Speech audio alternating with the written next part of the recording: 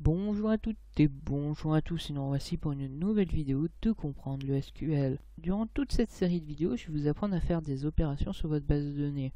Comment gérer des utilisateurs, comment faire des transactions, comment faire des requêtes, comment structurer votre base de données. Mais tout ça serait impossible d'être mis en place si de votre côté vous ne savez pas comment créer une base de données. Donc ça va être une vidéo qui va être assez courte car vous allez voir que la création d'une base de données est quelque chose d'assez aisé, assez simple. Mais toutefois il était important que je fasse cette vidéo sans laquelle vous seriez presque incapable de faire la suite. Évidemment tout part du SQL qui est le langage que l'on utilise pour interagir avec nos bases de données. Donc le SQL est un langage qui se découpe en 4 parties. Nous allons tout d'abord avoir le langage de définition des données. C'est ce qui va nous permettre de manipuler l'architecture de notre base de données. C'est ce qui va nous permettre de créer des tables, des colonnes, de définir des types pour chaque champ. Ensuite, nous avons le langage de manipulation de données. Donc là, c'est vraiment ce qui va nous permettre de faire des requêtes, qui va nous permettre de faire des tris, des opérations quelques des filtres, des sommes et des choses comme ça. Là, c'est ce qui va vraiment nous permettre d'interroger la base de données.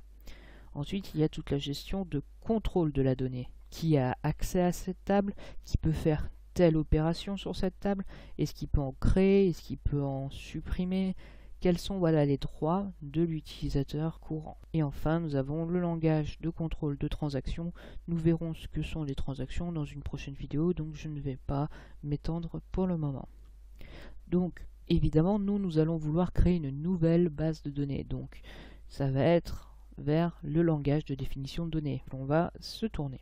Donc, je vous rappelle un petit peu l'architecture d'un serveur SQL. En termes de données, nous avons une banque de données. Cette banque de données va contenir plusieurs bases de données. Cette base de données va pouvoir contenir plusieurs tables. Et enfin, les tables vont pouvoir contenir plusieurs lignes d'enregistrement. Quand on a un serveur SQL, forcément on a une banque de données.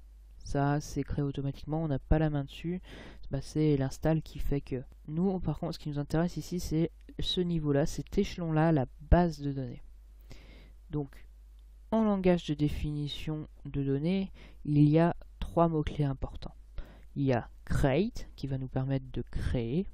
Il va y avoir alter qui va nous permettre de modifier et il va y avoir drop qui va nous permettre de supprimer. Et ensuite, ces mots-là, on va pouvoir les faire suivre d'autres mots-clés qui sont par exemple database, table, view, index. En tout cas, le langage de définition de données marche globalement comme ça.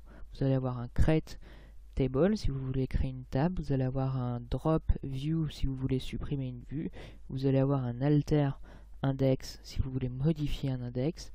En l'occurrence, moi je veux créer une base de données, donc ce que je veux faire, je vais faire un create database. Effectivement, c'est pas plus compliqué que ça. Si je veux créer une base de données, je fais un create database et je mets le nom de ma base. Donc je vous propose de mettre ça en pratique. Ici j'ai un serveur SQL, j'ai WAMP qui tourne. Je vais aller sur MySQL, je vais lancer une console histoire de changer un petit peu de phpMyAdmin. Parce que effectivement, j'ai envie de vous montrer que le SQL, c'est pas forcément que avec des outils comme phpMyAdmin. Ça peut très bien se faire en ligne de commande et ça peut être utile. Par exemple, si vous faites des batchs, des PowerShell, je sais pas, vous êtes capable de lancer des scripts SQL en appelant cet exe. Donc, vous voulez voir les bases qui se trouvent aujourd'hui sur votre banque de données. Donc, ce que vous faites un show database.